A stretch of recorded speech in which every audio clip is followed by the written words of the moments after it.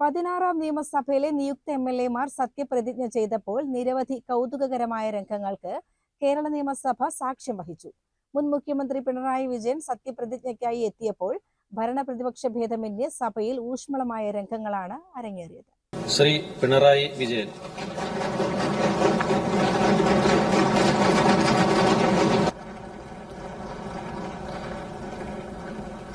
പിണറായി വിജയനെ പേര് വിളിച്ച് ക്ഷണിച്ചപ്പോൾ ഡെസ്കിൽ കൈയടിച്ചാണ് മുഖ്യമന്ത്രി വി ഡി സതീശൻ അദ്ദേഹത്തെ എതിരേറ്റത്.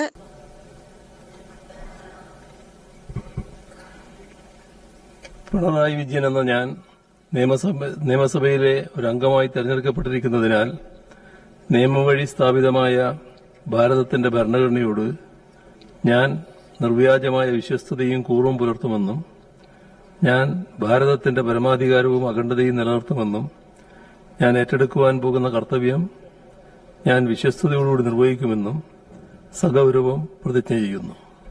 പ്രോടൈം സ്പീക്കർ ജി സുധാകരൻ സീറ്റിൽ നിന്ന് എഴുന്നേറ്റ് മുന്നിലേക്ക് നീങ്ങി അദ്ദേഹത്തിന് ഹസ്തദാനം നൽകി.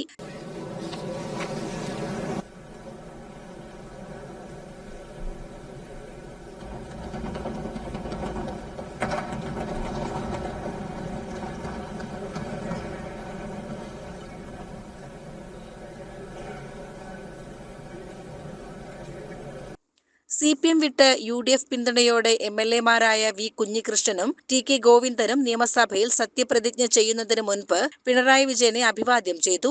ഇരുവരും സഗൗരവമാണ് സത്യപ്രതിജ്ഞ ചൊല്ലിയത്.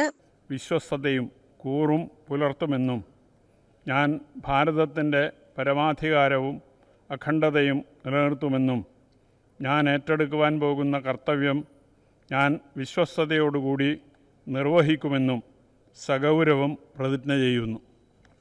പിണറായി വിജയന് കൈകൊടുത്തുകൊണ്ടായിരുന്നു തളിപ്പറമ്പിൽ നിന്നുള്ള ടി കെ ഗോവിന്ദൻ സത്യപ്രതിജ്ഞ ചെയ്യാനെത്തിയത്. ഭരണനിരയിലുള്ളവർ കയ്യടികളോടെയാണ് അദ്ദേഹത്തെ വരവേറ്റത്.